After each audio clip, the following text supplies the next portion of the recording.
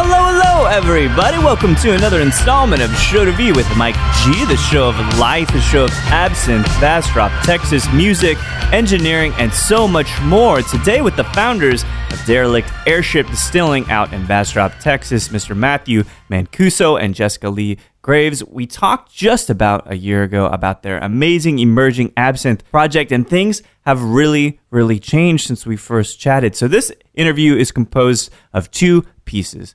First, I sat down and talked to Matthew and Jessica about the project, how their passion for absinthe came to be, what kinds of branding ideas they had in mind, and what kinds of things they'd like to bring to the market. And then we're talking just about a year later. The first cases have shipped. The first bottles are out there on the shelves behind the bar and for your buying pleasure with Jessica. And it is a different time now. It's a different era and phase of their business. And I think for you out there who would like to start a business, a tangible product-based business, whether it is an alcoholic product, there's some great advice here from true entrepreneurs. You have Jessica, who's incredibly creative, a very good social presence for the business, and then Matthew, who is the designer, the man who crafts the beautiful liquid in the bottle. So I hope you guys find this chat very informational. I hope you can take away some learnings from it as well if you're looking to start your own business. But again, this is composed in two pieces: the original interview just about a year last August, and an update from Jessica about their wonderful Violent Crown Spirits Emerald Absinthe that has just hit the shelves in Texas. So without further ado, I hope you guys enjoy this great chat with Jessica Leigh Graves and Matthew Mancuso of Derelict, Airship, Distilling.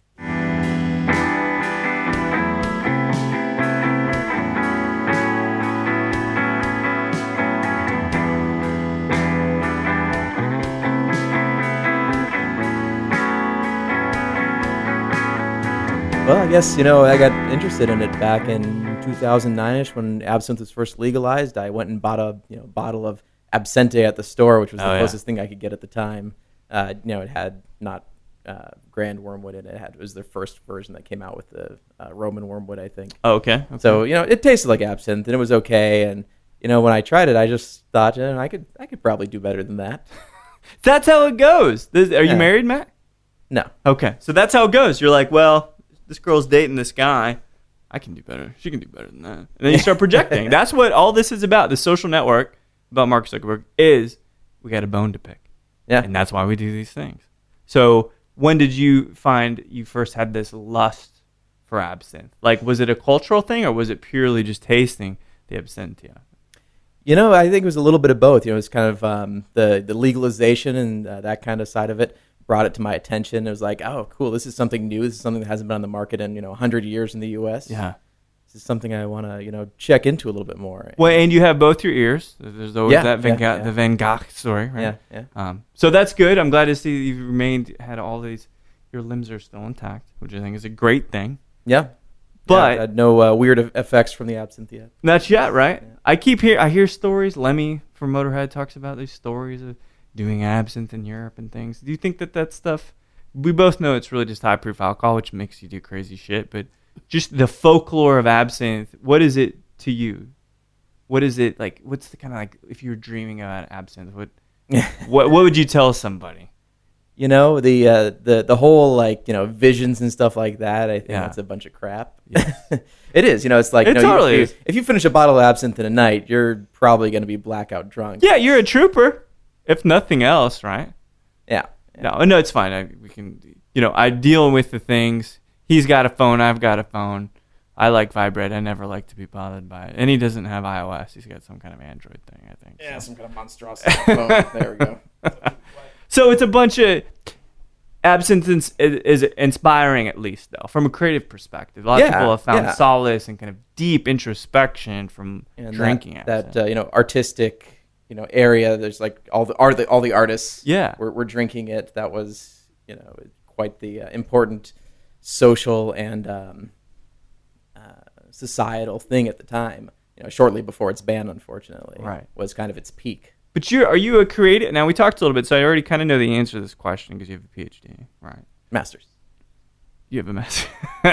You're smart either way. It's fine. He has 3 degrees. In the science. Just add them up together. That the same cost as a PhD. So we'll round it up and say you have a nice, versatile academia, record of academia. But were you the creative guy? Were you writing poetry and trying to charm people, with sonnets, or were you always interested in math and science and kind of the way things work? Oh, math, science, and chemistry is my purview. Yeah. What's it about that appeals to you? The whole distilling stuff like that is like, I went through in my chemistry classes. We did distilling in organic chemistry, second year chemistry.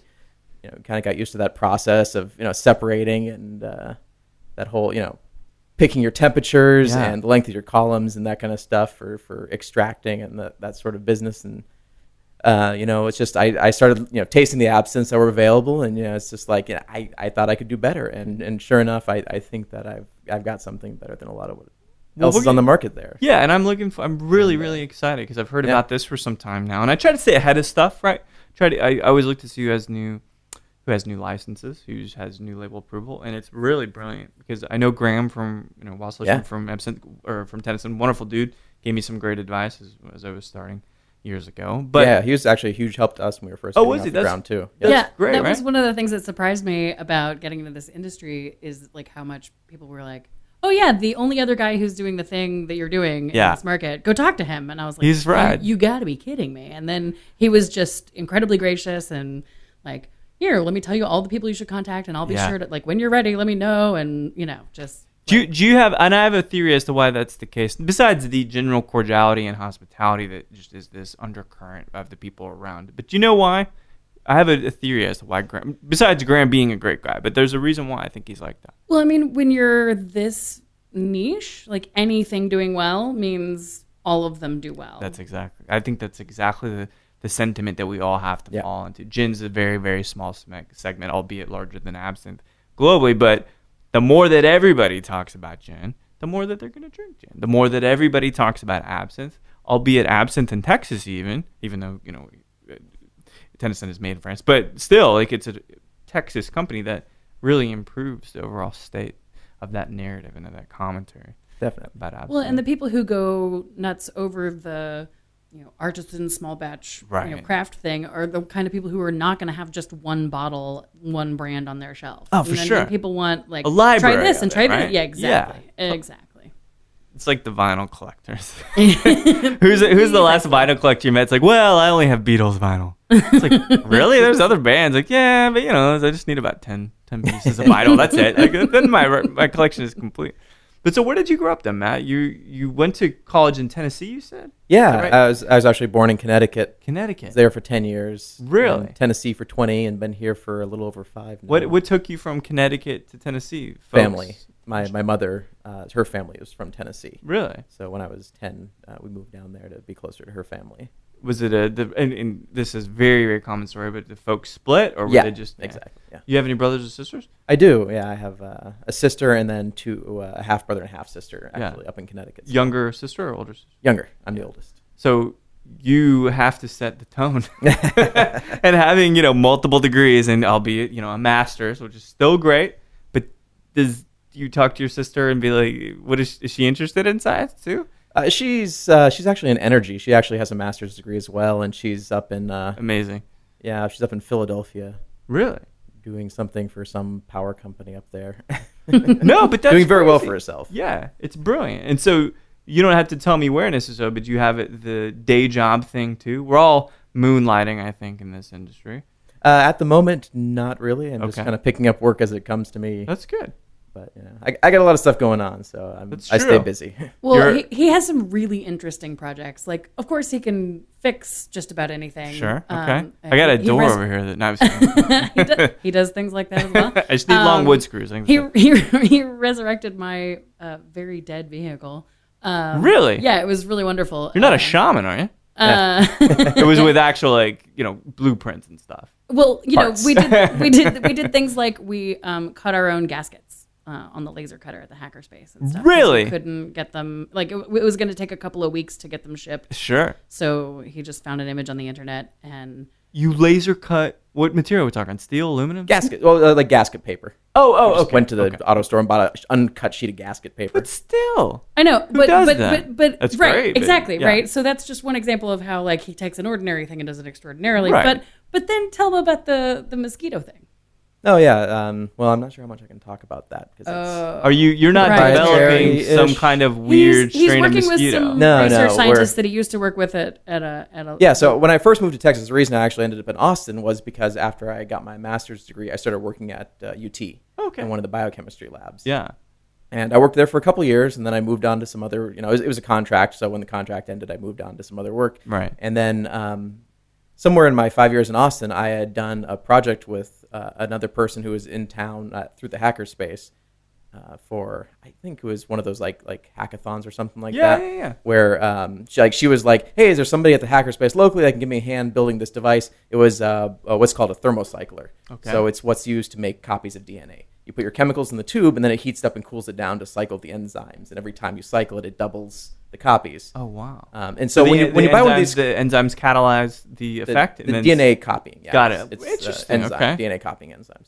Yeah, so like one of these you buy commercially, it's like $5,000 to $10,000. They're expensive.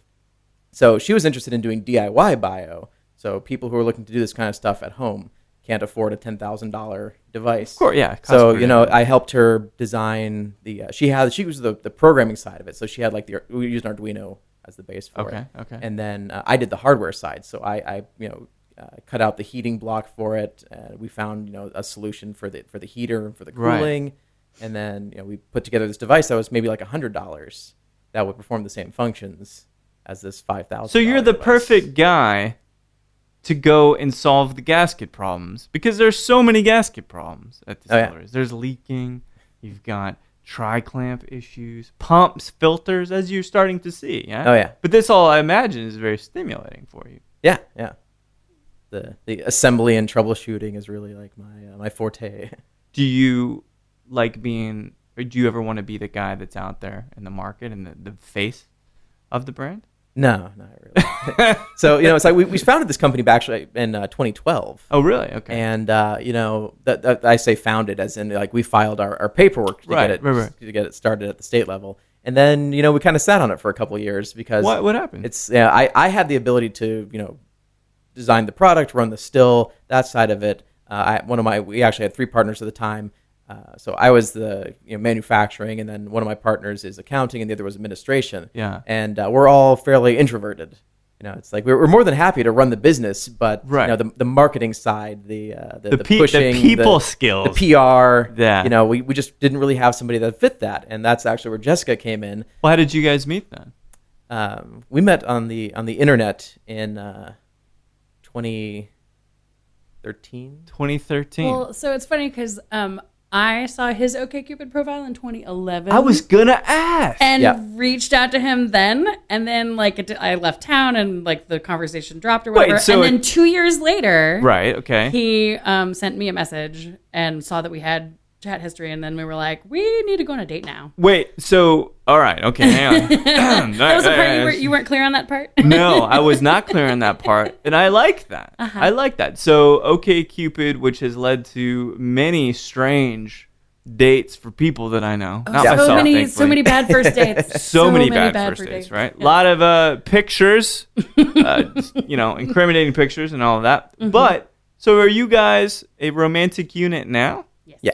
Really? Yeah. Do you live together? We do. Yeah. That's incredible. Yeah. And actually, one of the other partners is also a roommate. Really? Yeah. We'll keep it close to home. I moved in with them a year and a half ago. Yeah. And where are you from? Jessica, you from Austin or Texas in general? I grew up in Austin. Did you really? I spent 7 years in D.C. and then I came back in basically 2010. Why the D.C. bit? I went to Gallaudet University, which is the deaf university, as a hearing undergrad, and got fluent in sign language. Really?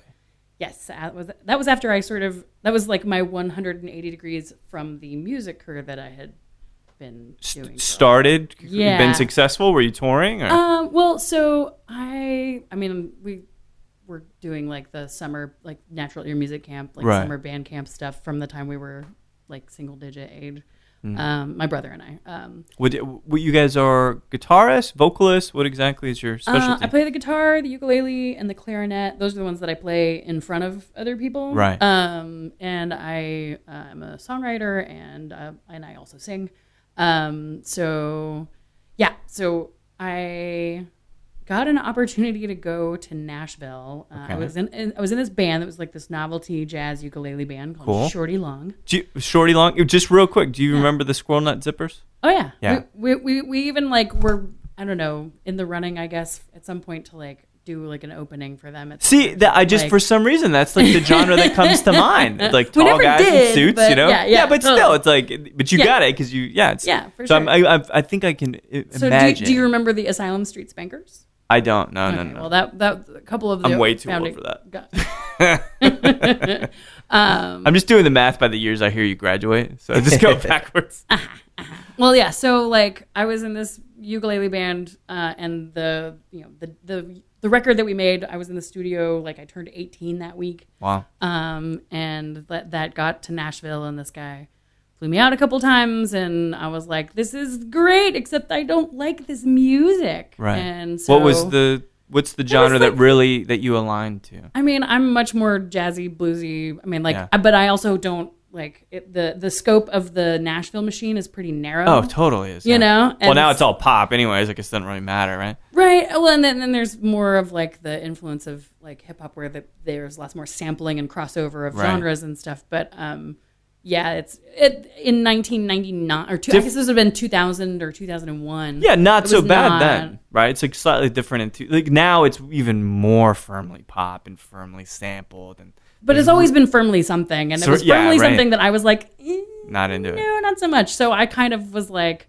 well, Jessica, they offered you a career in music and you didn't take it, so I guess you better go find something else to do. And I had been studying sign language in high school, and I decided I wanted to I'd done it for long enough that I was like close enough to fluent that it seemed silly to stop. Well, what's the impetus? Real quick, why many people pick Spanish? Because you can use it. So is there someone close to you that you can use it, or is it just interesting? Or? It was just interesting to me. I was into photography and the whole visual communication thing, just like... Okay. And I had a knack for it where I did not have a knack for Spanish or French or... Interesting. Okay. That makes sense. Well, it's totally different center of your brain, right? Well, I mean, like the language center you have in common, but yeah, there's plenty of... But I guess the physical execution, right? Yeah, exactly. Like playing a guitar. And I've always been a very expressive person, and you have to use your face a lot for the grammatical markers. So. That's fair. Yeah. Is it Is it easier than a spoken language? More difficult? The same? I mean, languages are hard. Yeah. Like they're all, I mean, people are like, well, how long does it take? I'm like, as long as it takes to learn a language as an adult. Like it's more about how much time you put into it and how much exposure you have to other people, which is why I decided to go, I transferred from ACC to Gallaudet University, and like, it's the closest thing that there is to a deaf country. So interesting. Yeah. So DC. Yeah. There's a lot of jokes to be made about that, mind you. People not paying attention and being deaf to the causes of the people. Now, this is not political, but I'm just trying to be funny. Oh yeah. Well, and my drummer's blind, so I get a lot of blind jokes. Yep. Yeah. So. Wow. Well, yeah. But that works with the sunglasses and the blues and deeply jazzy music. It does. It is. You're in. You're too fucking in, like easy. Yeah. So yeah, I moved off to DC and went to college. I was in college 2002 to 2006, and then I was there through the end of 2009. But at some point in like 2008, I was like, wow, I really like something wasn't right with me, and I figured out that it was that I didn't play music anymore. Right. Kept calling you back. Well, yeah, like my friends would come through town and stay with me, and I would hook them up with gigs and stuff, and then they're like, why aren't you doing this? Yeah. Move back to Texas and play music with us. And I was like, well... Did you finish up in D.C.? I mean, I was there for 7 years. Okay. I don't feel like moving back was like a backslide. It felt like I was complete there. I mean, I loved it, but in the same month, in August of 2009, my 3 closest friends either finished up their graduate school or got jobs or both, and all left within like 4 or 5 weeks. So easy to make the choice. And I was like, well, okay, I guess we're done here. So I moved back to Texas and started a band. And is that the same band you're in now? Mm-hmm. What's it? Tell me what the name is again. The Lovelies. I'm Jessica Leigh, and she's Raina Leigh, and we are the Lovelies. Oh, I see. Mm-hmm. And so, please tell me the drummer wears sunglasses.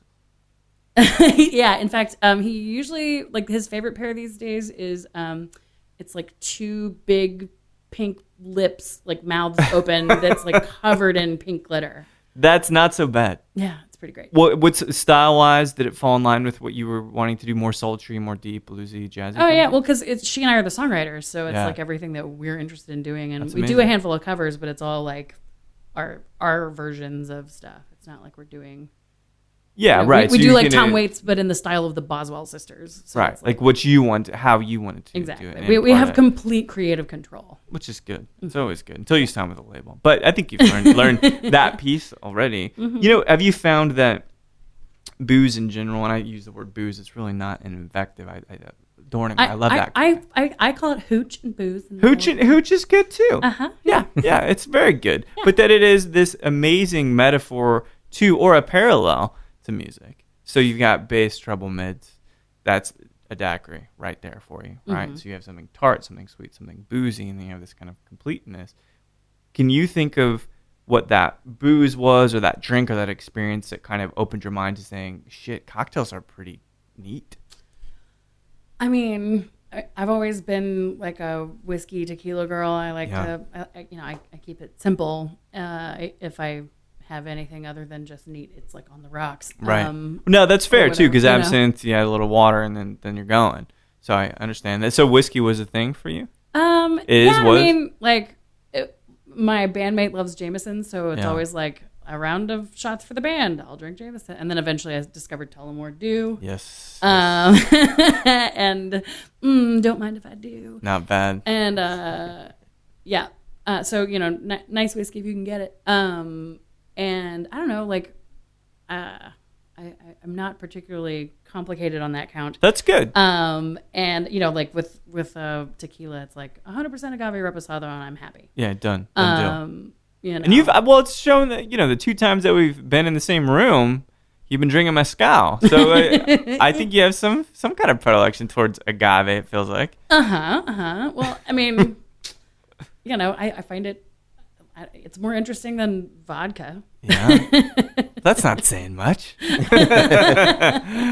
Fair enough. But I get it. You're right. It's got texture. It's got emotion. It's got movement. It's dynamic. And it changes on the palate. And it's a party in my mouth. I like it. It's like a song. Mm-hmm. So was Matt kind of had the absinthe stuff already started to take form when you guys met and you got together? Was it like he said, hey, I'm smart, have a master's, and I'm developing absinthe? Was that, because that's a great pitch on OkCupid. That's a really good pitch. No, he didn't mention any of that. Like, I don't think we talked about he's playing really a coy. I mean, he might have mentioned it a little bit early on, but like, we weren't like all in. Yeah. At that time, and he was like, I'd like to start this distillery, which is like, oh, cool, nice idea. Yeah. But I'm very much a like, do or do not, there is no try kind of person. Sure. So it was like, whatever. Also, my only experiences with absinthe prior to that were like terrible. Really? So can you describe like why it was so bad? I mean, like this guy he's like, ooh, I got this absinthe, and I was like, okay. Right. Because I was already like, about it, and then he didn't cut it with any water or anything. He just served it to me straight, and I was just like, this is terrible. Like, why? And that was my most recent, experience with it, because like, I don't know, like nobody that I went to college with wasn't a thing. And you were talking totally 2007, 2008. Like, exactly. Nobody knows. I had to buy bottles from France and send them over. Yeah. Exactly. Exactly. So like totally wasn't a thing. And the few experiences that I had with it were just right. So did you pay it any mind then? No. And in fact, like, when he mentioned it again and again, like as time went on, I was like, but why? But What's your rebuttal to that, Matt? Like, but why? What would you say? Oh, it's that people a lot of times have that reaction to absinthe because a lot of times people's first experiences with absinthe are awful because it's either they're getting something which has absinthe on the label that's green food coloring, right, and corn alcohol and anise oil or something like that. Yeah. That's just vile, and I guess from Eastern Europe that's labeled 10% thujone or something on the bottle, and because they're trying to market the psychedelic qualities. Let's get fucked up. Right. Like the Czech Republic, if I recall. That's and they it's like you end up drinking it straight, or you do what they called the Bohemian method, which was to you soak a sugar cube with absinthe and you light it on fire, and so now your drink tastes like burnt sugar, which is really super appetizing there. Yeah. So it's one of those things. Like the gin has the same kind of weird enemy to many people's youth kind of feel to it. Mm-hmm. And a lot of people's first experiences are very jarring and unpleasant. Yeah, it's like a dark horse kind of. Like people don't really get it. Did you, Jessica? Did you have any problem with the general sense of anise and fennel in it? Some people, that's the first thing they're just like, I can't do it. Or licorice root, whatever. For most of my life, my it's like, oh, do you have any dietary restrictions? And aside from that time when I was a vegetarian, but we won't talk about that. It happens. It's okay. We're all here for you. Eventually, I remembered that I'm a Texan and I love barbecue. Oh yeah. But yeah, so like for the longest time, it was like, there's only two things that I don't like, and it's bananas and black licorice. Damn. I wish that I liked bananas, but I hate them. They're good. I like them. I find them vile. And really? I we already removed the Cavendish from the face of the earth. I don't understand why we can't do that. Interesting. What about tostones? Some fried plantain chips. Oh no, plantains no. Oh come on, either. They're just she doesn't do them at all. They're so good. No. Don't go to Puerto Rico. I'm a fan of bananas, but I abstain from them for the sake of the relationship. He doesn't keep them in the house. But he so how do you overcome that then? Like the licorice piece? Well, so because it's not actually black licorice. No, it's like understood. Anise and fennel, right? So it's like it's a little more subtle in the differences. Yeah. But it's different enough, and I prefer the white absinthe to the green absinthe because it has less of the anise. Because the distillation pulls those heavier compounds out. Is that why? Well, or just merely it's mixed a little bit different. Got it. Okay. Yeah. So typically. So the white absinthe doesn't have that second maceration of herbs. Right. It doesn't have the second round of stuff, and it doesn't bring out that flavor as much. Yeah. A little more crisp, I guess. Yeah. Something like that. Yeah, we'll get to some here in a minute too. Yeah. No. Well, this is the thing. It's it's hard for me because there are two bottles of absinthe, one of each style. So would the darker green be classified as French style, or is it a different? They're both European style. European absinthe. style. Okay. Yeah. Not Eastern European. Yeah. So the French would just call that a blanche instead of a blue. Blue. Okay. And the Swiss call this wine macerated distilled macerated with herbs and then distilled again. It's blue instead of blanche. Oh, interesting. That's just the different. Well, shame on me. There's something I forgot to mention, and that is Derelict Airship. That's the right way to say it, right? Well, we do joke around saying it like they do in the Zoolander film. How do they say it? Derelict. Oh, right, sure. Well, I never saw the little tilde thing. So no. Yeah, derelict airship. Yeah. And that begs its own question. Ask that guy. Yeah, come on, creative chemistry guy. How did you come up with that? This is my only piece of creation that I guess aside from the chemical side of the business. Yeah. We were playing around with a bunch of names. It's one I wrote down the list. Yeah. And it tests well. Tests well. The word derelict's an amazing word. Now, what is an airship though? Is that a zeppelin? Is that a blimp? What exactly is it? Yeah. All of those are airships. Yeah. Okay. They all fall into the airship What about category. a helicopter? Well, dirigibles. You have to have an inflated, gas bag above your device to be called an Airship. Are you talking about usually. DC again? Because there's a lot of gas bags in DC. Yeah. Oh, right. Well, that's I'm done, folks. No, but that's good. Did you have any input in that? Or I was just gonna say I could easily fall under the gas bag category. That's why they hired me. Hey, all right. I like it. So I am being handed the first. We got some cold water in here already. Yeah. No, that's sorry. the There's the absinthe, yeah, and we the white absinthe. prepped some. So if you want to have a smell before. Oh, absolutely. Yeah, I believe me. I dug into these bottles before you came. Oh, you did. Yeah, I didn't taste them. I just sniffed them. Oh, it's lovely. It smells brilliant. What's the proof here before we dilute them? That's 110. 110 for the white product. And this you were saying is stainless column distilled. This guy, is that right? No, it's pot distilled. Oh, pot distilled. Sorry. Yeah, it's there's column for the initial grape spirit production. Yeah. 1-to-1 work. So that's somewhere around 1-to-1 Okay. ish or so. I usually like mine. I'm a booze hound of the first order. I like, undiluted things. Really? And Well, 55 is not bad. 110 is not bad to drink by itself. But I actually prefer the absinthe like maybe 1 to 5 or more. Really? Yeah. Is it because the flavor is really? I mean, check it out. The flavors shift as the dilution increases. Yeah. Because you're breaking oils out of suspension. Exactly. Right. Yeah. And so, what kind of filtering are we talking about after? Anything, or just full oils, just particulate filtering? For the white absinthe, there's no filtering at all. It's straight out of the still. Mm. It's brought to proof, and then that's it. Mm. No way. I'm not adding more water to that. Well, that's great. You did a really good job, mate. Yeah. And this is grape distillate, yeah? Yes, correct. Yeah. Man, that's really, really lovely. Nice luging.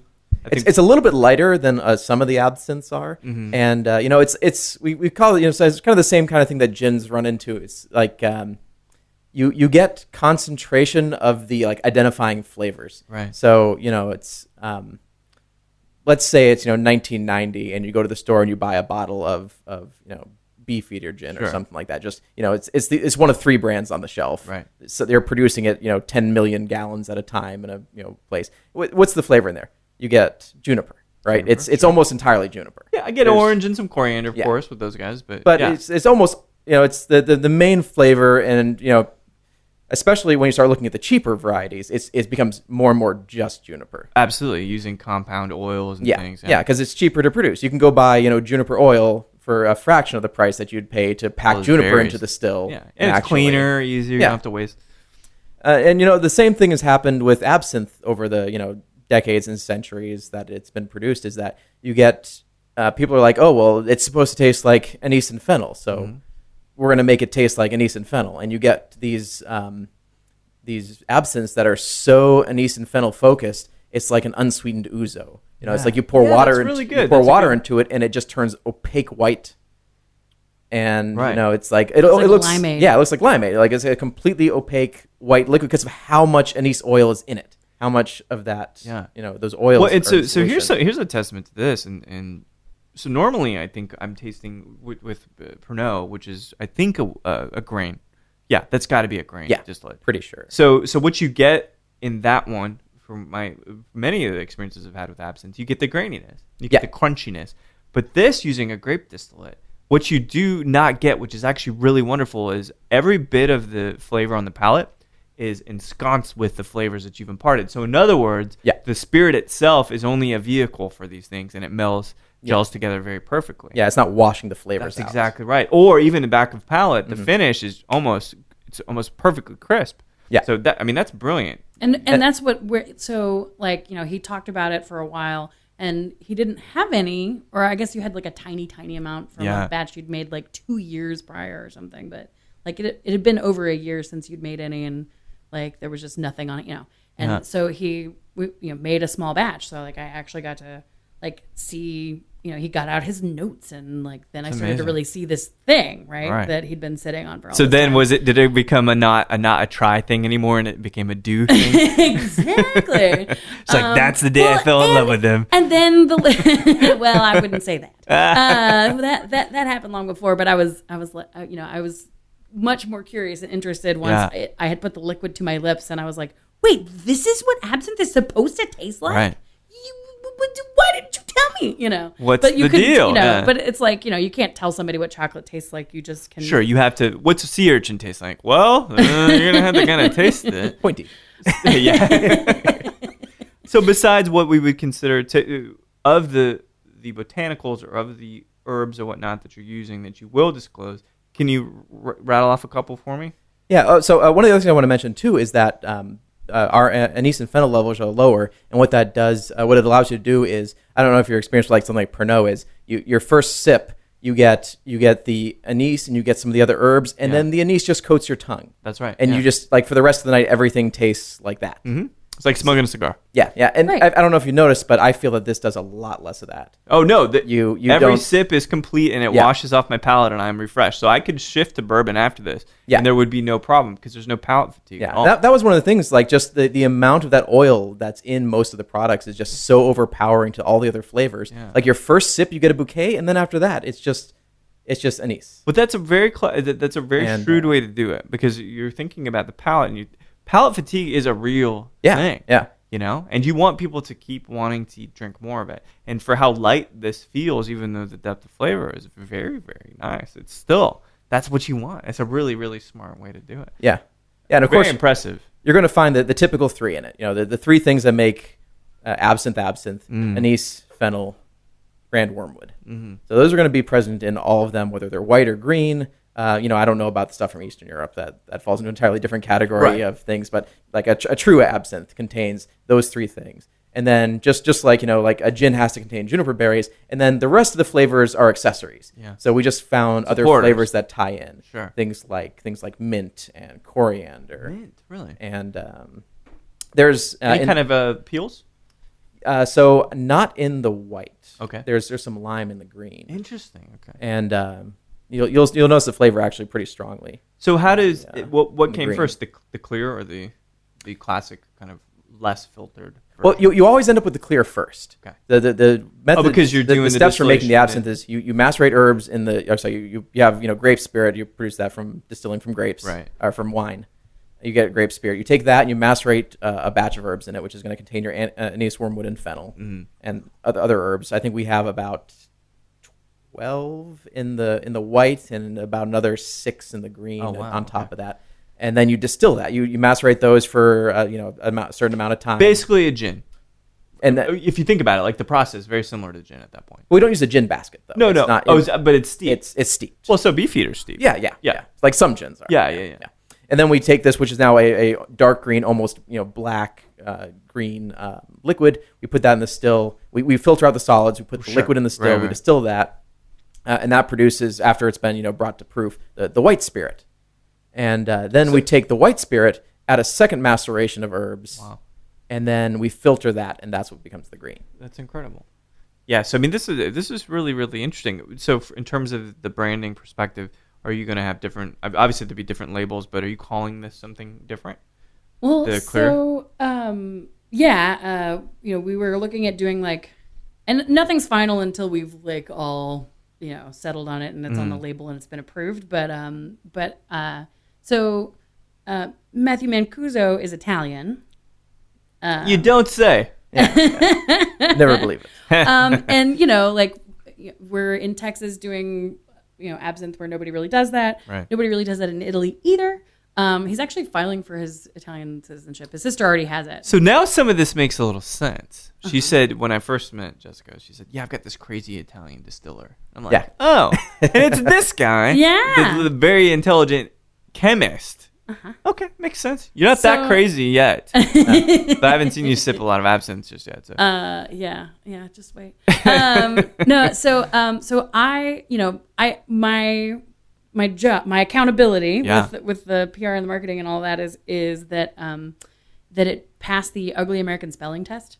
Okay, tell me more about that. So test. When you're talking about French words, then does it have the accent on the E or not? Does it so we were looking spell at Bordeaux, right? Bordeaux. Exactly, and people will shy away from ordering things that they don't know how to pronounce. That's a great point. Or don't know how to spell. Sure. Right, and so I started looking for we could Americanize the Vert and Blanc and go VERT and BLA and C. Right. Right, that's fine. Sure. And that clearly communicates, right? But then once the sort of Italian part kind of, I mulled it over we've been working on this for over a year now, like almost 2 years. Well, no, I guess it was whatever. Doesn't matter. So, at some point along the line, we started looking at like, what do we, he talked about expansion products like grappa. Sure. Thing, which you guys use in the grape distillate. Beautiful idea. And limoncello. Sure. So like when we started looking at this thing, I started thinking, well, how do we distinguish ourselves and, make this uncomplicated? So where I'm leaning is calling the green Classica. Oh. And the white Prima. See, that's good. That pays a homage to the Italians, right? Your parents won't be mad. Yeah, Prima because it's first, and then Classica because it's traditional. Yeah, I think they both fit really well with the products. Oh man! So we have the green in front of him now. Thank you, Matthew. Yeah. No, it's good, man. It smells great too. I mean, I love the color. It's very, very inviting. And this is 75. It's 140. It's 140. Okay, close. So you get a little more sweetness on the nose on this one. Mm-hmm. Yeah, there's quite a bit more going on in the green. And you go 1-to-1 on this one as well. Is that typically your style? You might want to go higher with the higher proof. Because I actually wanted the 110 to have less water. Because it was about right, but I wanted just a little more. Okay, we'll try 1-to-1. You can always add more. Because that would then bring it down to what, 35%, something like that. Right? Yeah.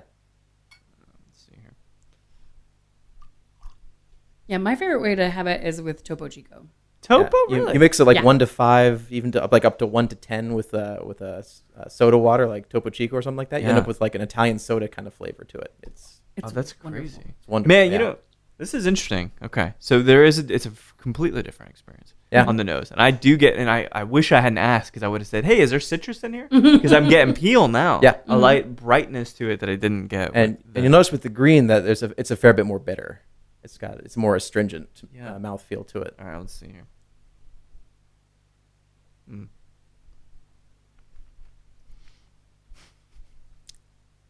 I like it. Everybody's looking at me. I love watching people's faces when they taste it, especially like somebody who is maybe more skeptical or like me, was like, I don't know about this, and then they take. Yeah, well, I'm not. I'm totally open. I've wanted to try this ever since we met. Actually, ever since Twitter. I was like, I'd love to try this. If you guys know what you're doing, it'll taste good. And so far, the Classica, is that what you're calling it? Beautiful. Very, very, that's like an amazing cocktail, absinthe. I would probably steal the bottle, but I know you guys don't have a lot. And this one is the complex. This is the Erudite. This is the James Joyce of the bunch, right? Very verbose, but only because there's so much depth to it.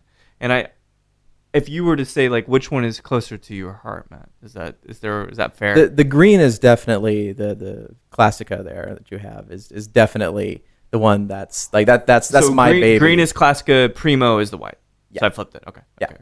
And it's I would consider the white the Prima to be your entry level. It's going to be a lower price point. Yeah. It's a lower proof.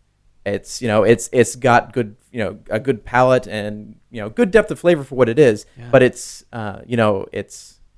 it's like drinking a whiskey instead of a scotch. Right. It's for somebody who maybe just be trying a dark liquor for their first time. It's like this is their first absinthe. The Prima is a great place to start. Yeah. You can get appreciation for the flavors that are in there, get appreciation for the basic 3 that are in all the absinthes, and then you can once you've had a taste for it and you get used to the way it feels in your palate, you can step up to a product like the Classica, the green. And again, you didn't much more depth. You didn't over oil it either. Yeah, it is very crisp on the palate. And the thing is you haven't sacrificed any flavor. Like it's still all of it comes through. It feels very balanced. I mean, the only thing on the nose that's a little bit different is the brightness and that crispness of the citrus. Which again, I wish I hadn't asked because you can smell it. I mean, you can really get that, which is different. So and one of the things that I've devoted myself to reading everything that's ever been written about absinthe, and so a lot of the poets talked about the opaline. Interesting. Right? From a visual perspective, or they didn't call it absinthe; they called it opaline because when you pour the water, for the first 100 years, there wasn't like the whole sugar cube ritual and stuff. It was just poured with water. Yeah, and they watching those oils separate and kind of cascade, and it becomes, and you see the white. I mean, even the green is still very opalescent. It doesn't. Absolutely. So I love that it matches up with the poets and the painters, like what how they. Well, so romantic, right? How do you walk away from that? Absinthe has its place firmly in history. Yeah. Has wonderful writers, wonderful painters, like really imbibing in it, and it being the green muse for so many people. Sure. Yeah. So when are we looking to? So as I've included myself in this, when are we looking to? So what's the target market date now? You've got some formulas approved. You said, obviously you probably don't have to tweak anymore. I mean, you always tweak because that's how you do it. But you're really there. Yeah, like I've had actually the recipe is dialed in for quite some time now. Yeah. I've kind of stapled them down. I guess maybe like a year ago now. I really came up with like this is the recipe. This is how I'm going to make it. These are the steps. These are the amounts of the herbs I'm using. Yeah. At this point, the white we have the approval for. It's all set except getting our labels done. Yeah. And then the green it's currently with the feds waiting for the formula approval, which is probably next week. Takes a little longer to make the green, so we submitted the white as soon as it was ready, and the green as soon as it was ready. So it's only like 10. Yeah, that's great. And so we should have all of our formula approval stuff done by the end of the month here. Hopefully labels by the end of September. I think we can have the labels like done and into the feds. And they've been running a pretty quick turnaround on labels recently. It's about 20 days right now. Yeah, so I think that we can maybe like have our first batch to our distributor before the end of the year. So have you guys already hooked up with a distributor? We've talked with a few, actually. We've had... Anybody you can talk... I mean, we all know those guys. Right. So. I mean, like, Favorite Brands is the one that's like I think our best candidate. There are plenty... For the local market, plenty of definitely. people, plenty of people...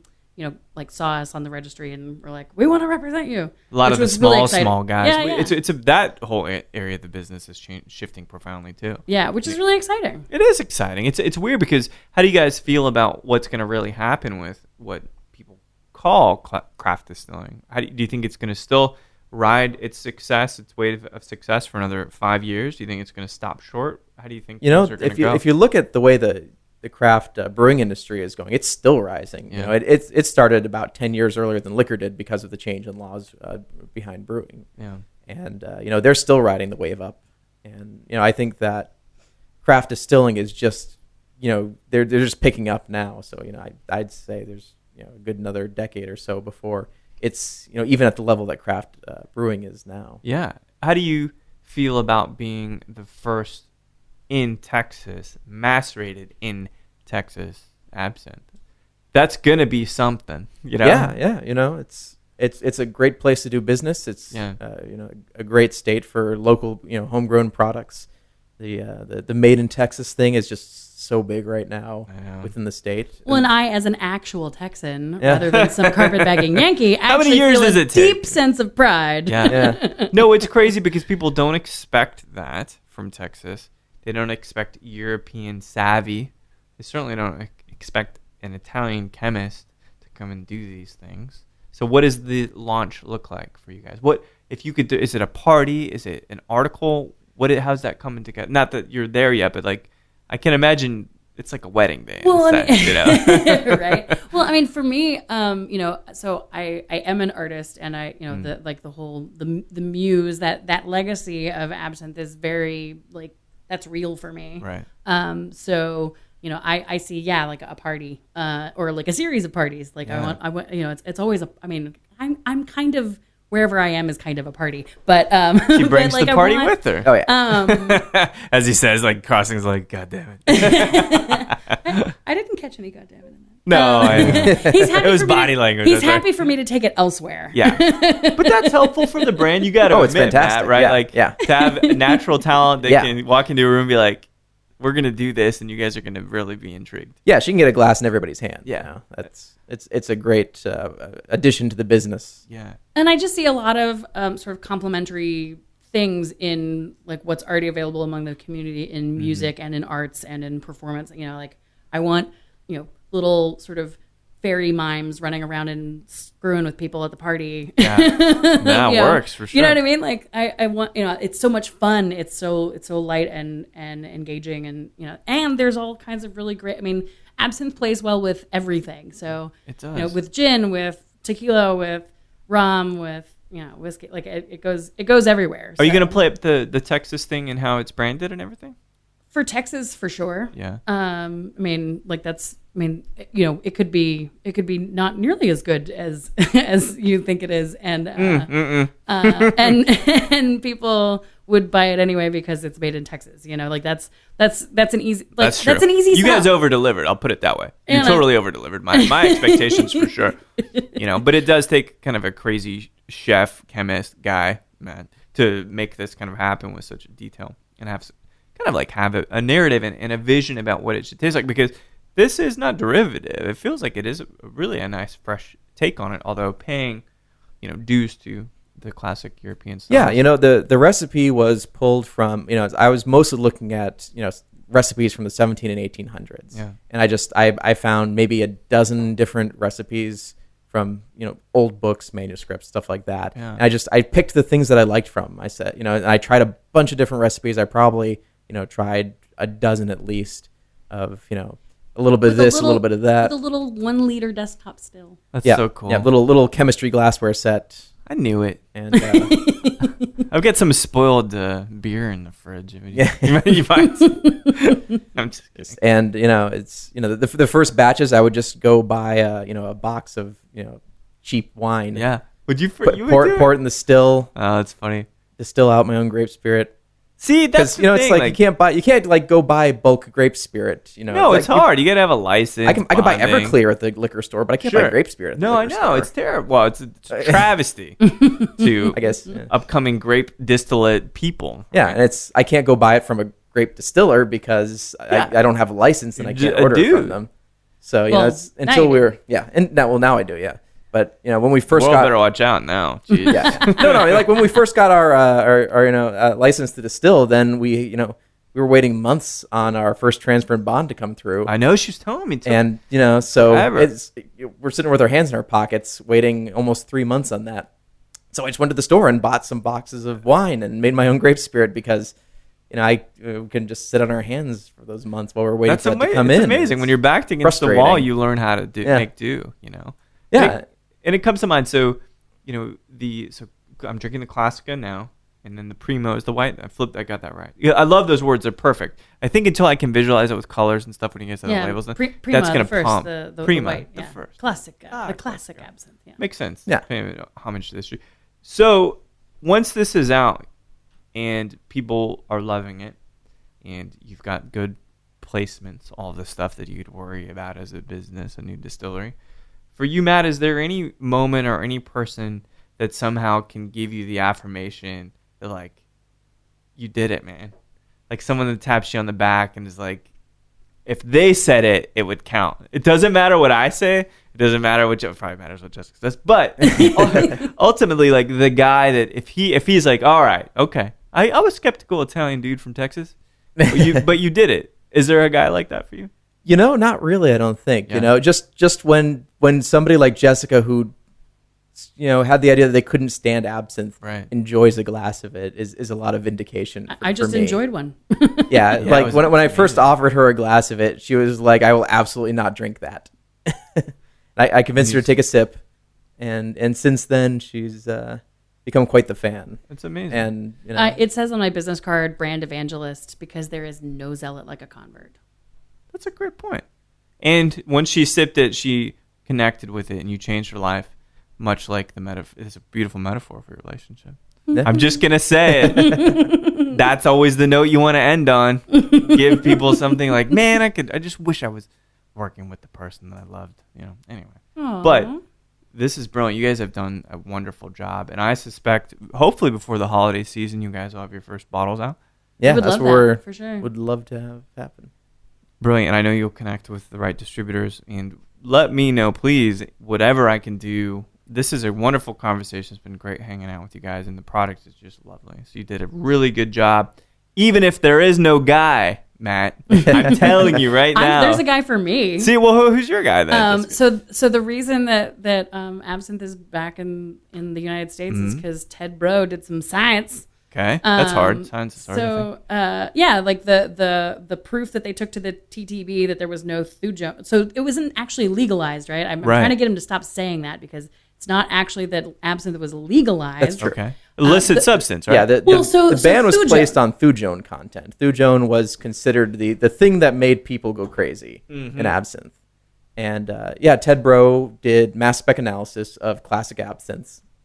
And he figured out that there wasn't any thujone in absinthe. The idea that there was incorrect.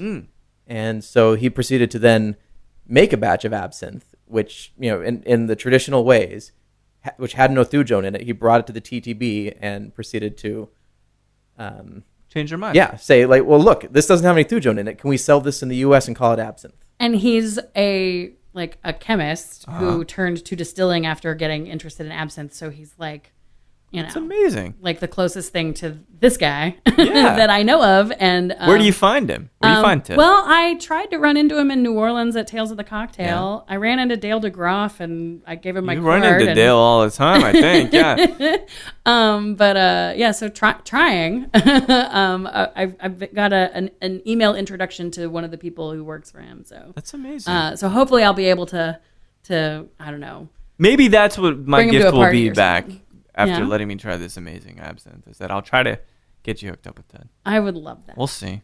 It's all about respect, right? Like, I don't think anybody respects me, so it may be a hard time. We'll have to see. So.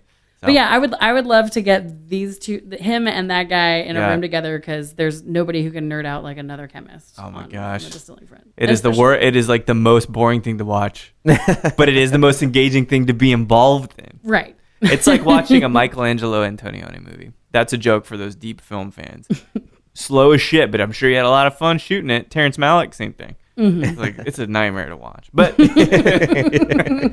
I would enjoy it so much. It's great. I think that's great. I really think it's going to do well. And I think you guys are looking to expand, of course, globally, even like kind of bringing your perspective into Europe. I intend to take over the world. Yeah. It's actually been really interesting seeing how many people have been following our Twitter account that are in England. Oh. Yeah, London is seems to take a lot of those guys are really into gins, craft spirits, absinthe. It's amazing. And actually, one of our business partners is currently over there he's in Manchester? Birmingham. That's right. Okay. Yeah. So we got a foothold in the UK. You're already starting to he's married to a Brit and living there, and he's about to have his Italian citizenship. So one way or another, we're making it into the European market. Maybe both ways, because now that Brexit is a thing, we may need both Italy and the UK in order. You're to playing make this both happen. sides. It is a brilliant maneuver, and you guys, again, I can't compliment you enough on the work. Really good choice with the grape distillate. It's very balanced, and it's something that's incredibly pleasurable. It's just pleasurable to drink, and that's what it comes down to. Really, really enjoyed it. So, Matt, Jessica, thank you so much for spending time with me, and let me know if you need anything, please. Oh, sure. Thanks, yeah, guys. Thanks for having us. That was the best idea I had for a while, but we were also trying to figure out a way to say that we were a Texas brand, because while we're the first to make absinthe and bring it to market in Texas. I just didn't want to say like Texas, Right, it doesn't match, right? You're talking about a European spirit that has to fit in a cow boot wearing, shit kicking state, right? Kind of. It doesn't have to be that way, but right. But overall, like that, we wanted to find a way to express that without just being like hill country, right? Because that's just not gonna. It doesn't read, it doesn't quite do the thing. And so we just sort of. Chewed on that for a while, and I was out with my mother in Wimberley. We'd gone out to the glassworks out there, and we were driving through the hill country at sunset, and there are a few different sort of tales of why the Austin is the city of the Violet Crown. Yeah, tell me. I've been here a while, but I'm not really familiar with that term. Right. So, like, the Big Apple is a much more famous city nickname, The Big Easy. Yeah. So Austin's the city of the Violet Crown ever since the 1890s or so. O. Henry wrote a short story that was published in the Rolling Stone, where he talks about people arriving at a party and something, something, something in the city of the Violet Crown. And so basically when Austin fancied itself the Athens of the South after the University of Texas was founded. Yeah. And Athens is actually the original city of the Violet Crown. Oh, really? Yeah. So those are the two cities that have that nickname. Interesting. So it's a little bit kind of tongue-in-cheek for me because, as a native Austinite, I am acutely aware of how much Austin is big for its britches. Right. And fancies itself, greater things than it is, or at least, like all sort of Texas lore, it's like this big grand thing when it's like, well, it's just, it's Austin. Yeah. So, and in fact, there's at least one account of somebody talking about O. Henry's story where they think that was a little bit tongue-in-cheek, like that he was kind of poking fun at these people going to this fancy party and thinking that they're so fancy. Social satire. Yes, so I love it so much. And it also, I really love this city and I really think it is a little slice of heaven. Yeah. And if you look at the rest of Texas and sort of the, like the intellectual and, technological development and all the things that happen in this town, it really is kind of this, beacon for people. It's sure, an oasis. Yeah, exactly. So I think it both deserves and doesn't deserve the title. I like it's a kind of a joke on itself, but yet an honest one. Yeah, exactly. So, we're driving through the hill country and we're talking about, the Violet Crown, and she's like, why don't, we've been trying to, figure out some way to make it about where it's from. Mm-hmm. And then, she's like, well, why not the Violet Crown? I was like, can we do that? And, so there's the bar and the movie theater and the trail, and there's a realty company and a sports club and a bunch of stuff. So it's there. People understand that term. Exactly. So it's, it's not as well known, but it is definitely a thing. So there was this epitome, a moment you kind of went back to some historical piece, and then it's all kind of starting to make sense. Yeah, and what was great was, so I just researched the bejesus out of things, right? Sure. And so I started really looking into this, and there's some really interesting sort of historical connections. Mm-hmm. So our location is in Bastrop. My great-grandmother was born in Bastrop, and she eventually moved to the big city of San Antonio. Yeah. And she and her husband eventually had, their last name was Blue. They had Blue and Blue Printing. And Blue and Blue Printing did most of the, press, printings for the Democratic Party in San Antonio. Oh, interesting. Flyers, handbills. Yeah, exactly. So, meanwhile, there's a woman named Clara Driscoll, Driscoll, not like the hotel. Like the strawberries. Yeah, I guess. I think so. Yeah. I don't know that they're actually related to those Driscolls, but yeah, like the spelled that way for sure. And her estate is now Laguna Gloria. Oh, okay. And she was this incredibly powerful woman who, she had 3 different husbands, all of whom were diplomats and whatnot. But she was the one who threw the parties and funded the political campaigns and stuff. And she spent a lot of time in San Antonio. And had her residence in Austin, and she's pretty big time. Mm-hmm. I really wish that I could have gone to one of her parties. It would have been really, sounds pretty good, right? So she founded the Violet Crown Gardening Club, which still meets every month at the Zilker Botanical Gardens. Really? Yeah, in 1924. Jeez. Right. So by the time she was doing these big, she was also part of the group that preserved the Alamo. There was the Daughters of the Texas Revolution, and she was one of the leaders of that sort of committee and whatnot. Yeah. So she has a really big impact. So I think, given her political involvement in San Antonio, and the fact that my great grandmother and grandfather ran that printing company, they probably did business together. I bet.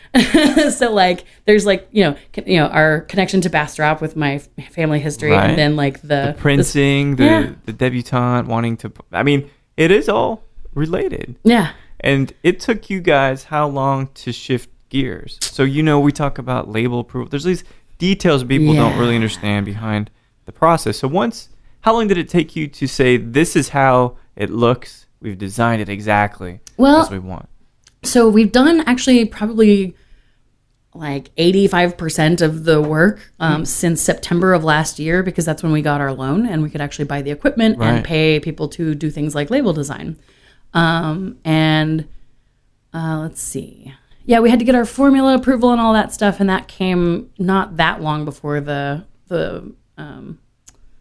loan came through. Gotcha. And so starting in like late September, we started like dealing with, what's real this label going to yeah. and what's this label going to look like? And so the process our designer typically does is she'll give you 3 options, and then she develops those 3 things, gives you a mock-up, and then you pick one, and then you do 3 rounds. Like that's her basic MO. Yeah. And so we had sort of this like apothecary, sort of like a Victorian era more thing. Yeah. That had been sort of like the partners' ideas, and then we've been working with Chris Mueller, who's been mostly a writer in the industry for a really long time, but she's also just like, her like institutional knowledge of like the of the industry, right? Not of any particular institution, but like just overall spirits and how people interact with those things and how they sell and whatnot. So she was fantastic. She's like, okay, guys, I'm gonna go and I'm gonna pull together a panel of industry people and do like a focus group. And so she did, and they looked at the stuff that we'd put together, and they gave us some really straight up critique, like so valuable, right? Like I want to hear all the things that you don't like and all the things that don't work. And I'm not going to cry about it. exactly. I would rather have. The hardest part. I'm going to get excited about because I'm not really. I've never really been attached to exactly what it should look like. Sure. I just want it to be. I just want it to be great. Yeah. And like I don't care about the color palette and all that's like. I just want to find the thing that works. Right. Totally. How was the feedback originally? So they were like, you need to bring it more modern.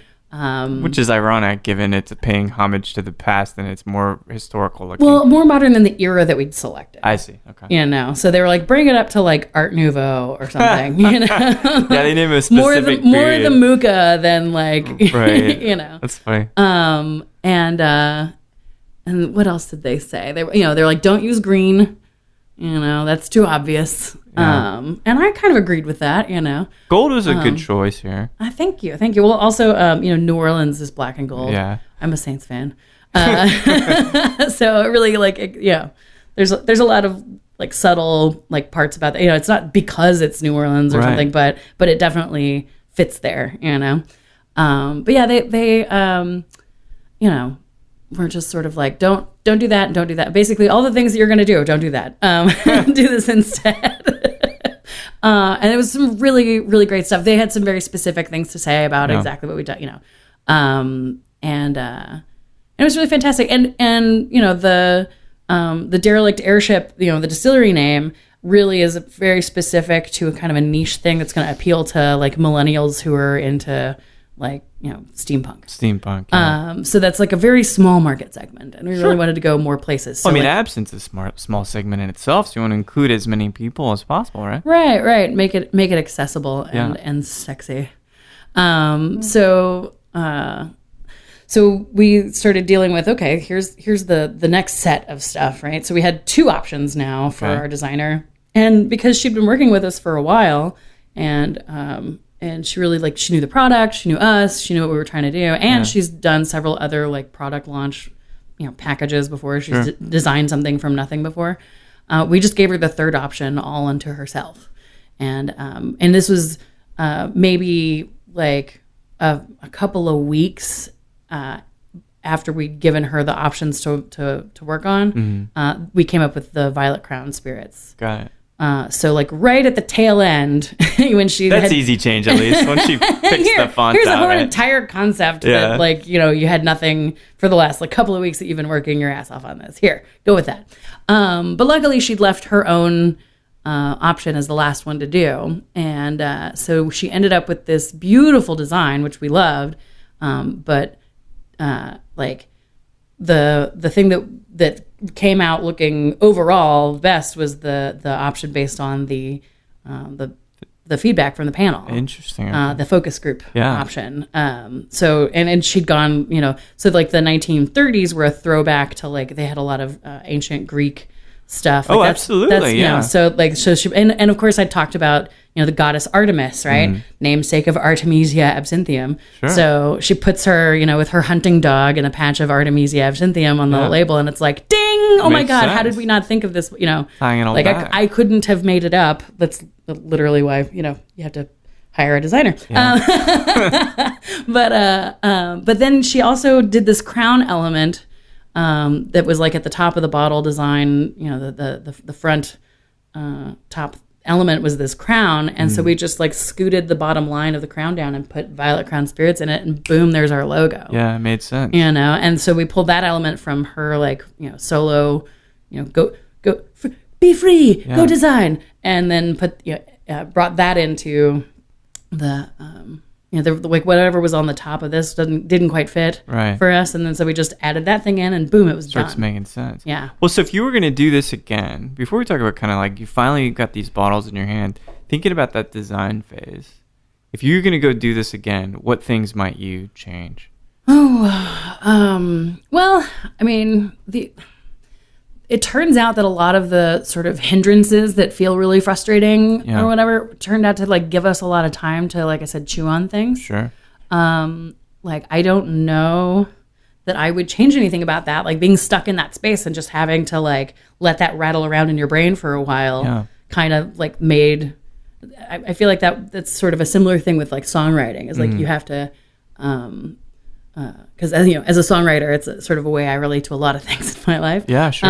Is that like sometimes like a great idea will just boom show up, but mostly it's like chewing on it and futzing with it and playing it a gazillion times and then being like, no, I really don't like. Every time I get to that part, I don't like it. I need to change that part. Right.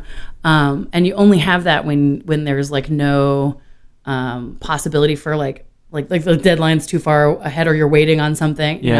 And I mean, the only thing that I think would have been nicer for us is if we'd had the money sooner and we could have started that process earlier. Because who knows what we could have done if we'd had like months more to like make it happen. Right. But we, it was so perfect the way it all worked out for me. Like I don't know that there's anything about it that I would change. I like that. I'm glad that phase ended up working kind of serendipitously. The time was good. Feedback was good. Yeah, that's like that was just completely invaluable. Like these people and they like volunteered their time. Like it's amazing, and I'm hoping when I think about this again, this is a very, very interesting and important part and point in time in this business, right?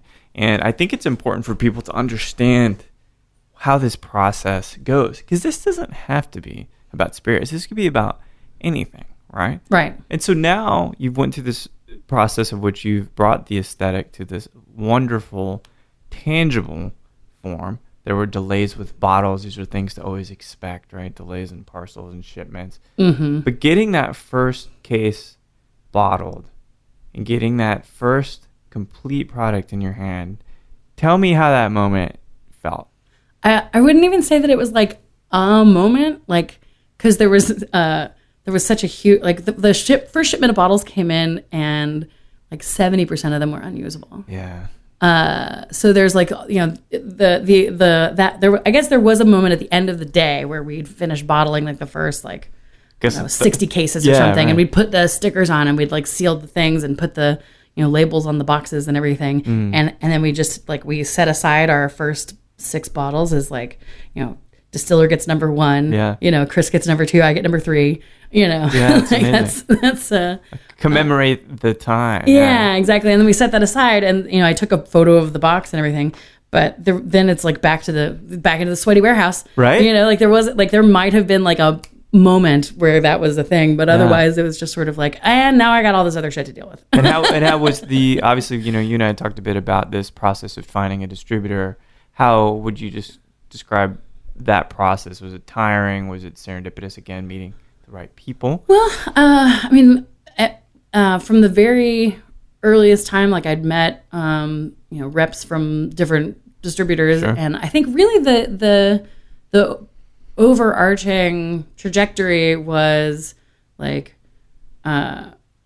Well, I wouldn't even say there was an overarching trajectory. Honestly, there was just sort of like meandering through and like talking to everybody and having conversations and mostly just sort of learning about what that whole side, that whole tier is about. Like it's different set of objectives for them. Oh yeah, completely. And we're sort of blind to a lot of that stuff walking in. So we're like, okay, I know I'm taking all the fun out of the negotiation for you, but I have no idea what you do or like what all the costs involved to you. Like, I don't know what your process is like.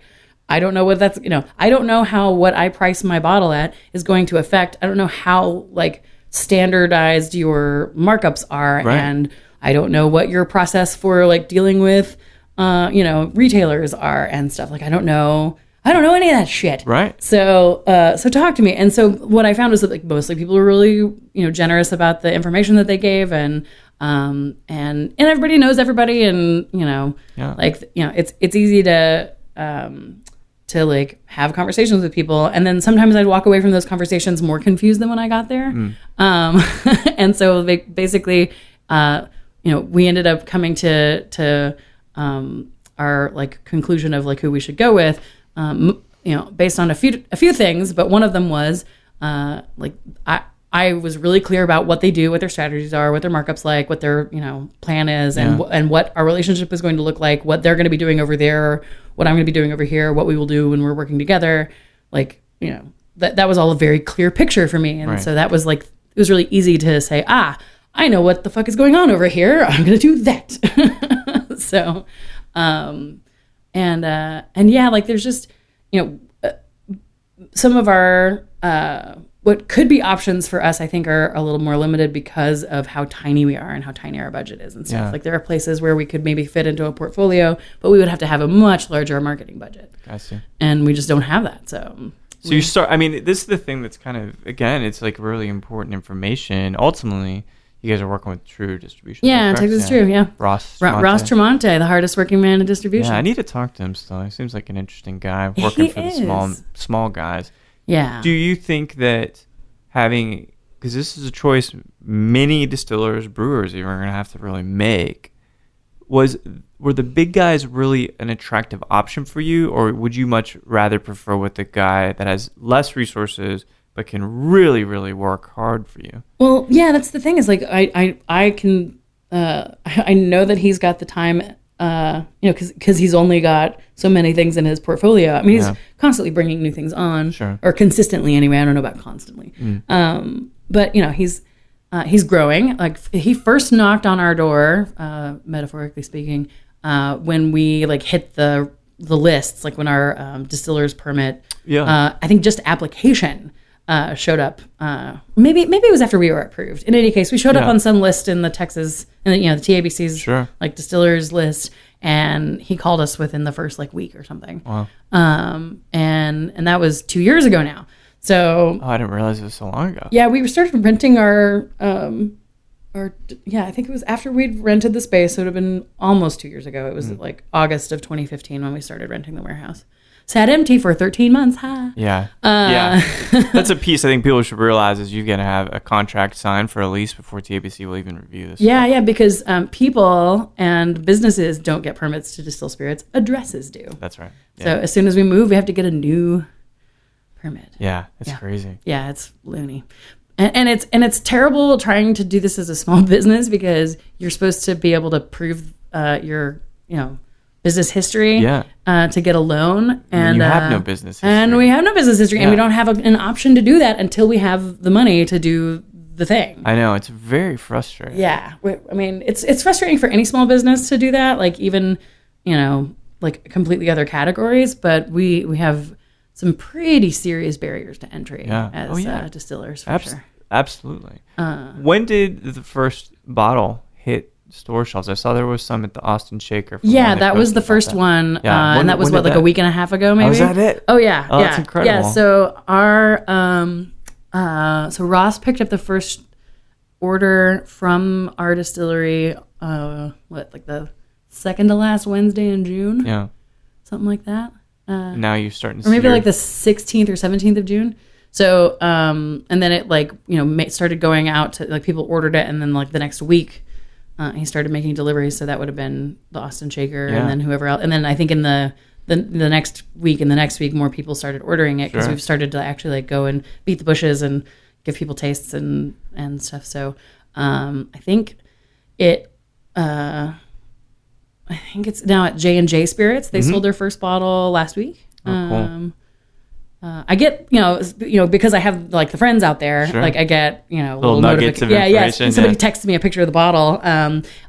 Jared Lindsay at the Firehouse Lounge sent me a picture when he got his bottle. So it's the first picture I've seen of it with like a TABC sticker on it. Yeah, it's amazing. Like in a bar, and I'm like, how does that make you feel? That's where I get really excited. For sure. So we've been waiting until that was actually, it was actually out in the wild before we wanted to really start pushing, like sending out, notices to our mailing list and, trying to like post things on Facebook and stuff. So, so probably this evening the partners will go out to the Firehouse Lounge and I think they should have it. Yeah, and I think they should have it at Midnight Cowboy. Oh, killer. So there's at least 2 places that I'm pretty sure, like one I'm absolutely sure, and then the other places I'm pretty sure should have it by now. So we can actually go out and drink our stuff at a bar, and oh my God. Like, it's a great, wigging out, nerding out, Yep. How do you feel as a person? This is 2 years plus in the making. And you're finally here. We're sipping it in the final beautiful packaging. Thank you. Obviously, the juice was always good from what I'd had. How are you different now? Because I have a feeling it's changed your perspective on a few things and or the way you feel about business or the way that you feel about money. Ooh. Tired. Yeah, right. I'm more tired. I mean, you go through sort of waves of excitement and despair. Yeah. We were, part of the reason also that we went with Ross is because we knew we could get going right away. Mm-hmm. And, other places, the distributors don't need us. We need them. That's right. Yeah.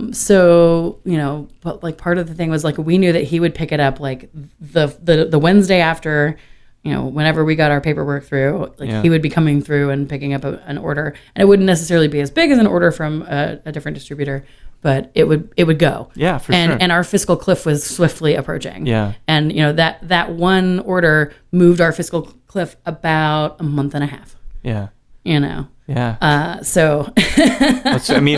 Those are real things. Yeah. Exactly. How's your health holding up? That was something, to be perfectly honest, really suffered for me. I don't know. I have definitely, since we've launched, I've definitely hit points of exhaustion more frequently than I have, but still not too much. I used to run myself really ragged in my 20s and like had a bit of an existential and also just logistical crisis. Sort of living a solo young professional's life in DC. And so like I tend to be pretty good about getting enough sleep and eating, and I try to really listen to like what my body needs, but at this point I'm like, I feel like I'm going to be 2 weeks behind everything for the rest of my life. And because there are so many little barriers and hurdles along the way, like for example, like Twin picks us up. Mm-hmm. They're in the system, but then somebody goes to order it, and then they look at the system and they're like, "Oh, it's out of stock." Yeah, it's like, well, it's in the system, but you don't have any yet because you were waiting until you got orders to order an actual case of stuff. Right. So it's not that you're out of stock; it's that you haven't gotten the bottles at all ever. Yeah. So do that now. But like the right hand doesn't know what the left hand's doing, and that's not the case for like the entirety of the business, but like one person will be like, oh no, we're gonna make this happen, and then other people are like, oh, but it's out of stock, or what, so there's that's a good lesson for people, the stock piece and keeping everybody integrated. Exactly. So these are 6-packs. Yep. 750s. Mm-hmm. These are, I think details are important. What's the retail price of a bottle? The retail price will be about 90, maybe a little higher. So give or take $5-10 up or down, right? Right, exactly. Hopefully it's going to be less than 3 digits. That's what we were aiming for, but it is definitely like right there in line with like the Jade Edouard and like other like premium absinthes.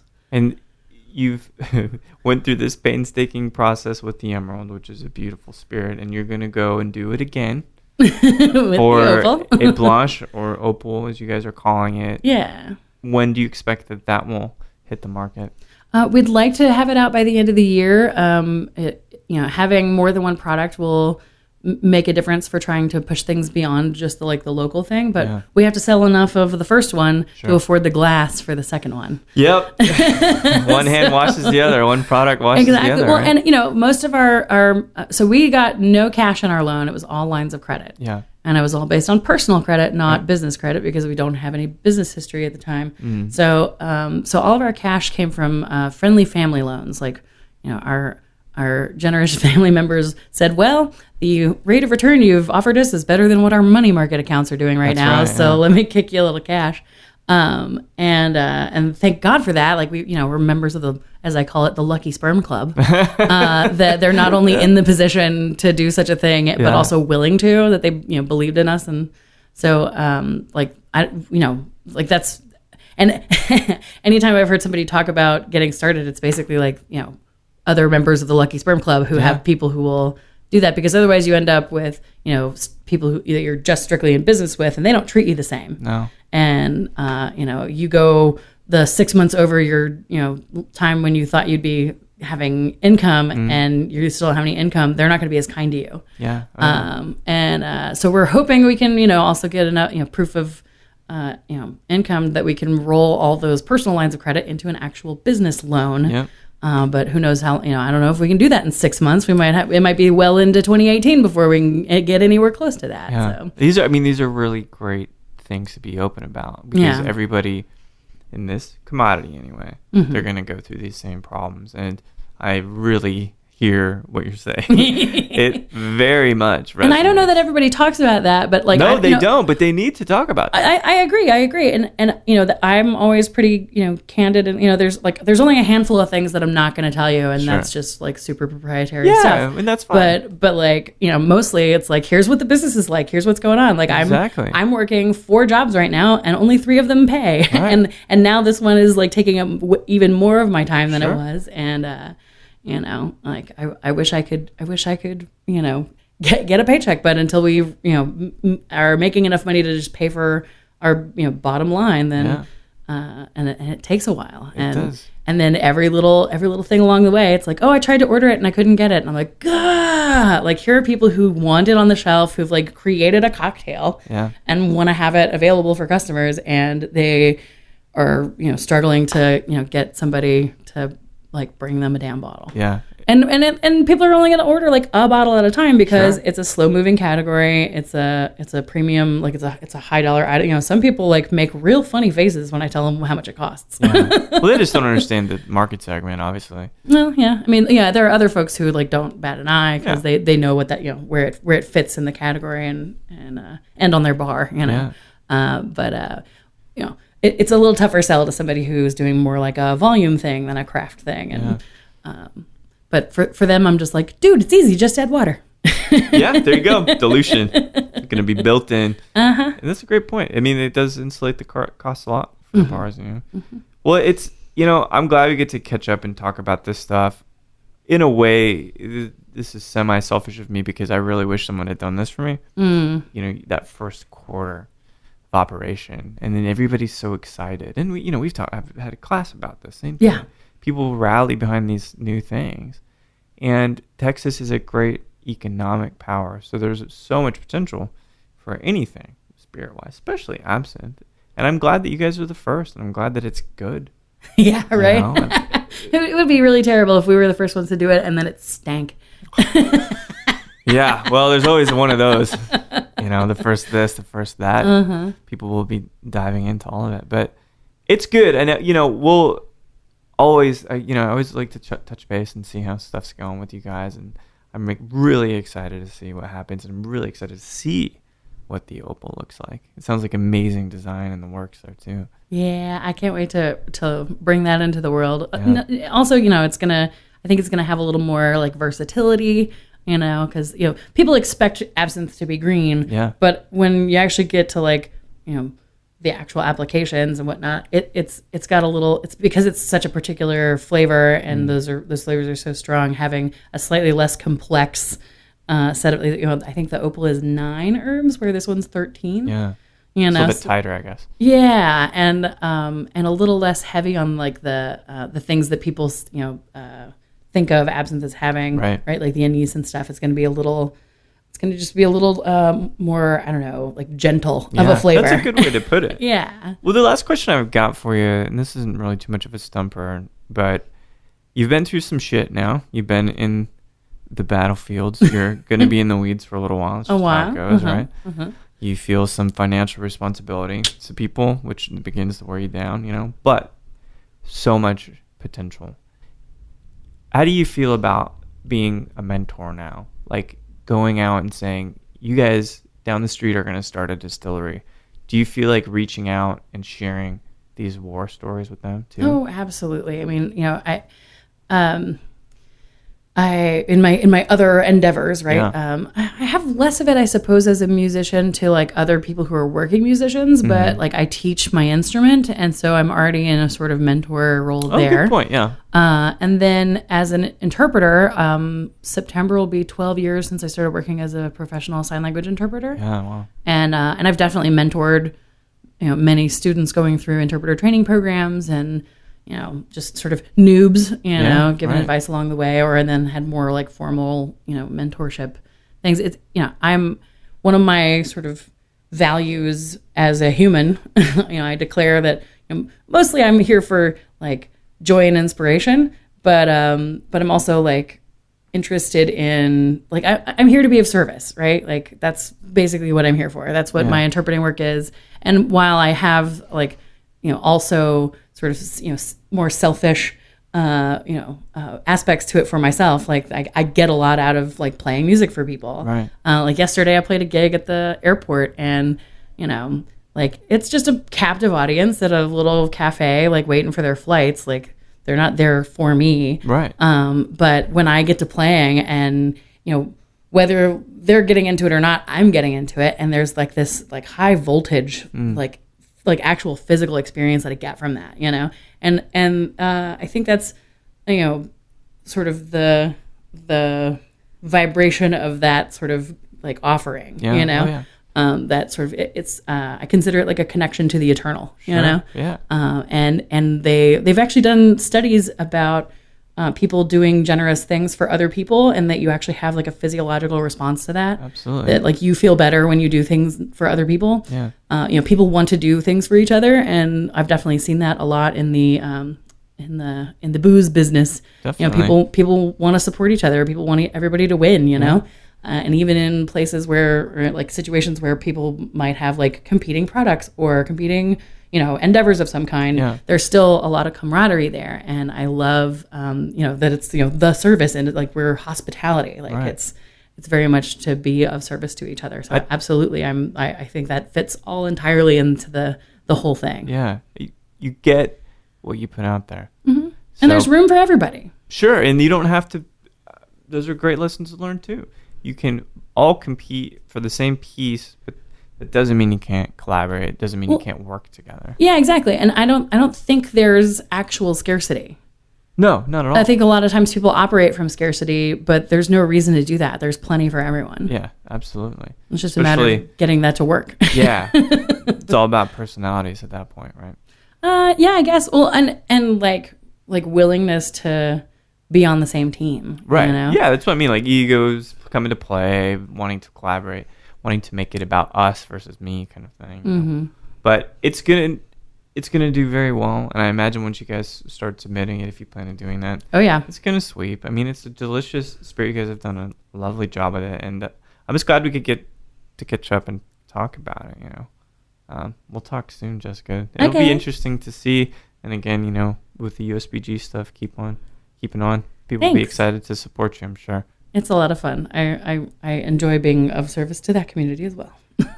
Service professional, indeed. Indeed. It's a pleasure, Mike. Thanks so much for having me. Always. Thank you. Well, there we have it. That is the full story from Matthew Mancuso and Jessica Leigh Graves about Derelict, Airship, Distilling, and the new recently released Violent Crown Spirits Emerald Absinthe, a beautiful spirit. And I know this episode runs a little bit longer than normal, But I'm feeling some things as a business owner, and I'm feeling some things with other business owners, and I like to talk about it, and I like to try to, in some way, allow the information and the success and failures of the other entrepreneurs around us to help you make better, educated, more insightful decisions about whatever you're looking to do. Do you want to create a box of tissues? Do you want to make guitars? Do you want to open a bar? Fine. All of these things are completely feasible, but sometimes it's great to have these case studies, if you will, these conversations from people that have been there and they've done this. And you may ask yourself, why would anybody want to get involved with the booze industry when it is so fraught with regulations, so many different tiers of communication and purchasing? It's just a big mess. It's so convoluted. But the thing is, this passion will always drive these products forward. Again, from a piece of paper to an amazing cocktail shared across the bar. These are all things worth pursuing, and I really want you to pursue them, and I hope that you can find this insight from Jessica and Matthew very helpful in your pursuit. So if anything, hopefully this may help you on your very incredible and strange journey like it has with Jessica and Matthew. So thank you for listening to Show to V with Mike G. No matter what build you think is most historically appropriate for the Vesper Martini, or you're thinking, man, I can't wait to get back to Duke's Bar in London, England, please keep dancing.